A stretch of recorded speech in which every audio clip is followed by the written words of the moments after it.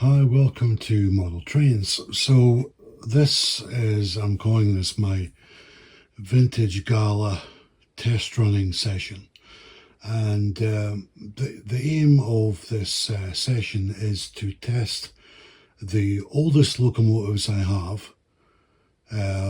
One in particular, I think the oldest one I have dates back to around 1959. Hornby Dublo model, right through to some of the Wren models.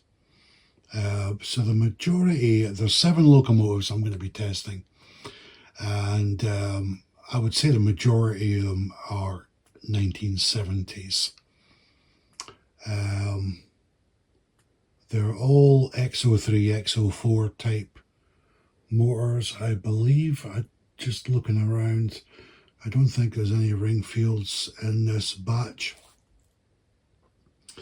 But I think this would be a fairly decent running session to get an idea how the new controller behaves with the old motors.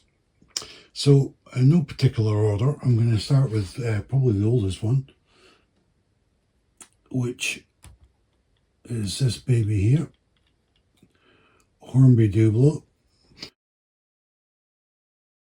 Now, all of the models that I'm going to be test running today, I have serviced to the best of my knowledge in the last year or year and a half. So I know that they are all working. None of them have been remagnetized. So in theory, they would be drawing more current than normal because they haven't been remagged. And some of them possibly need a remag. I did have some other ones looked out, but I realised I hadn't serviced them yet, and it wouldn't be fair to do the sort of speed trials on them. So anyway, as I test each locomotive, I'll put the part number up on the screen and the approximate age of, or the year of the manufacture of the model. So let's begin.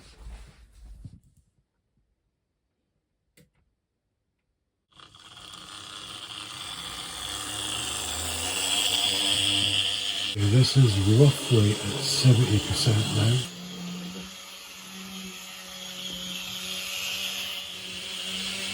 Now as it comes down the straight, I'll put her up into full speed.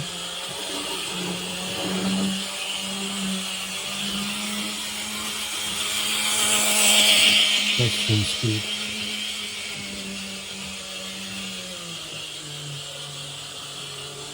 How does that compare with the old controller? I would say pretty much the same. Pretty much the same. And she's still as noisy as when I got this thing rebuilt.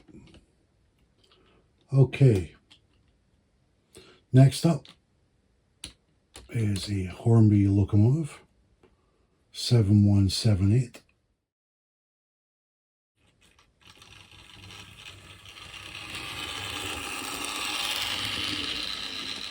Okay, she is up at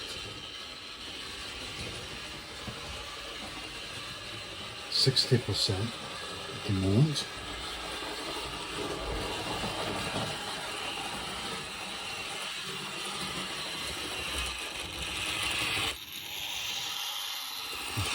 Point there.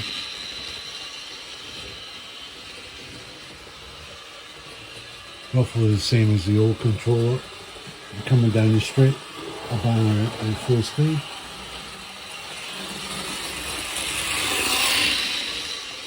Yeah. I would say that's pretty much the same as the old pretty much the same as the old controller.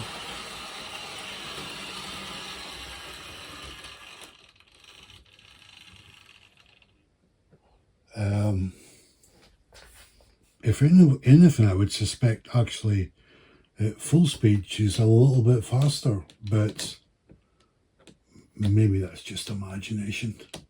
It's been a while since I've ran that one. Okay, this was a rebuild as well. This is a Hornby LMS. It's similar to the R1, but not totally. Again, I'll put the details up on the screen.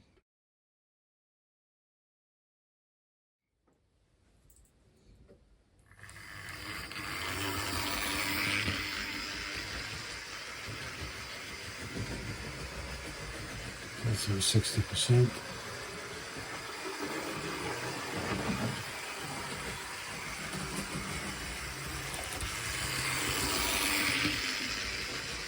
This last saw service approximately about maybe 10 months ago. So up to full speed now.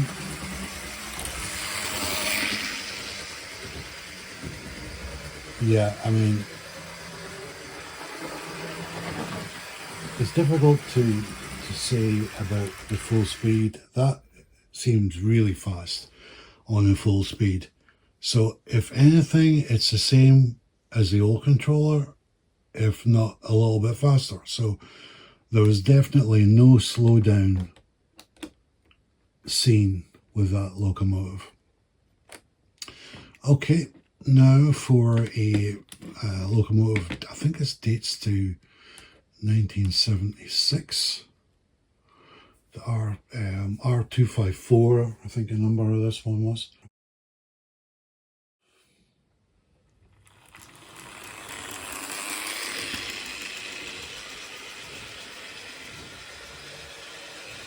So half speed.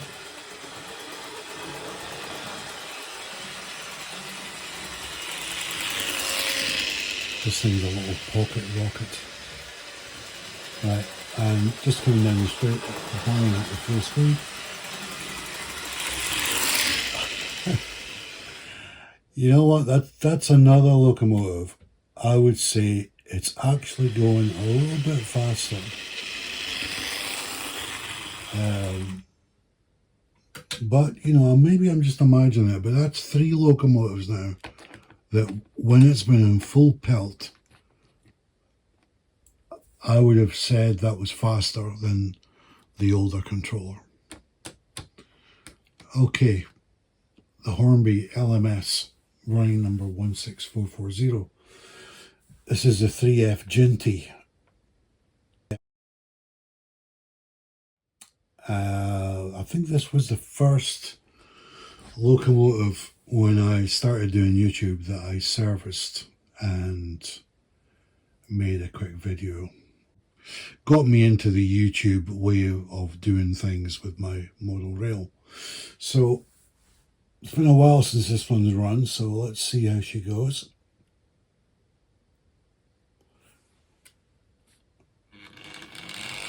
Okay, needed to wake up, but she's in all the way.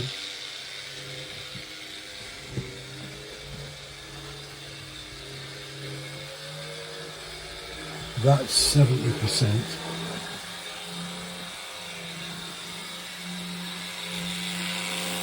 Now this probably hasn't run for a year, hence it was slow to get going.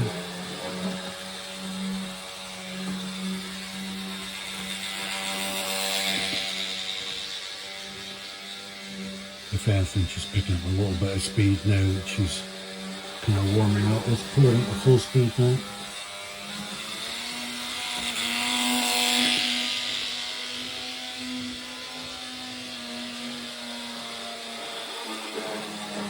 Yeah, I would actually say in this case the full speed running seemed quite smooth actually, or the sound I was hearing from the motor, it's not like the motor was labouring or anything, so that's a positive.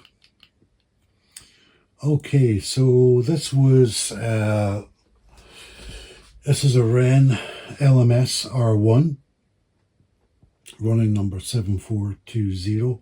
This was a non-runner when I first bought it and I serviced it. This has been packed in storage for at least 10 months. So let's see.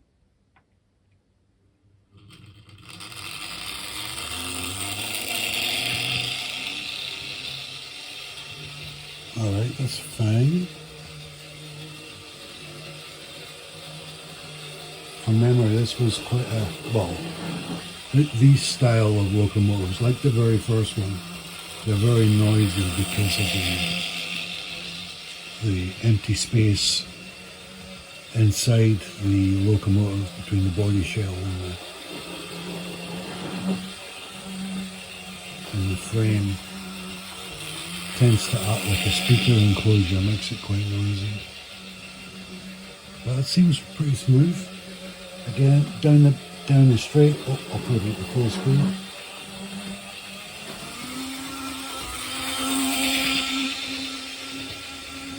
Well, there's absolutely nothing wrong with the full speed there. If anything, that might be a little bit faster than the old controller. But again, it's difficult to tell. Certainly the audio that's coming from the motor, it sounds better. I don't hear anything untoward. Yeah, all good. All good. Right, the last one for this running session is a Wren 264. And when I was taking these out, you sometimes tend to forget how heavy these things are. These are incredibly heavy locomotives. They really are. Okay. All right. This one has been professionally redecorated, renumbered, etc. It's a repaint, I think, as well at some point in its life. Okay. So yeah, when I got this one, it was absolutely fine. I didn't do much. I did just a light service on this one. But it's been a while. I think maybe 6 months since I've ran this one. Okay, so off we go.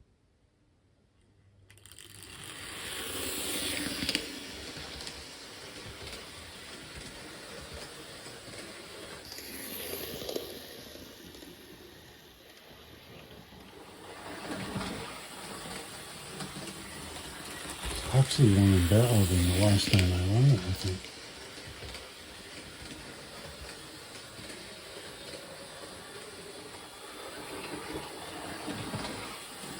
Full speed? Yeah.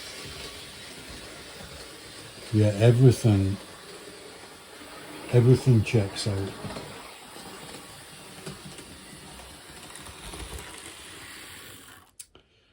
Okay. That was some interesting test running with the new controller with these old locomotives. I didn't see any slowdown at all. And at the top speed, it sounded very linear, if that makes sense. I don't know. It's difficult to explain. Certainly the sounds sounded a little bit different at high speed, and there was at least 3 locomotives I felt they were running faster at top speed. So if you know, people out there in the community's concern is with the new full wave power controllers, that they wouldn't run your old models or they would slow down. I don't think that's the case. I really don't think that's the case. I've tried different locomotives from different eras. I don't see any issue. I think I really need to close this out as a bonus.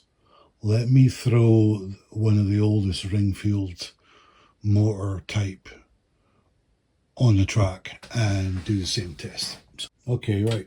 This hasn't run for a while either, and I'm still doing some work on this. The body shell's a little bit loose for my liking. Anyway, let's give it a wee test.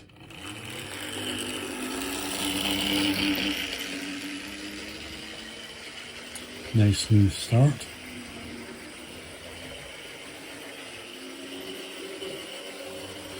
Engine sounds rough because I still need to do some servicing on this thing.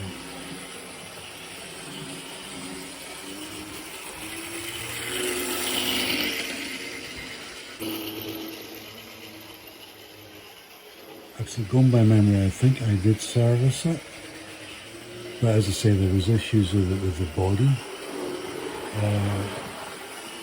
fitting.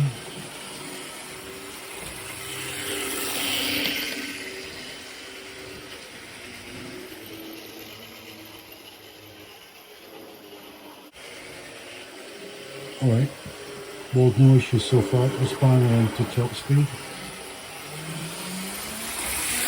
Oh my goodness.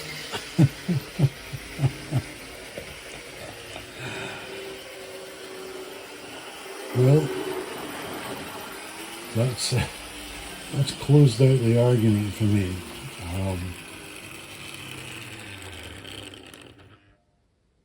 Great. Well, that's answered all the questions that I had regarding, possible slowdown, or they wouldn't be able to handle the current draw from old locomotives. That is not the case. That is not the case. This controller is handled everything with aplomb, and I see absolutely no issues. But a shout out to Russell, one of the subscribers, who made the query about this, and it was a very good, legitimate question to ask, is could the Gaugemaster Controller work well with old locomotives? And I think, in my mind, I am absolutely 100% positive that she does.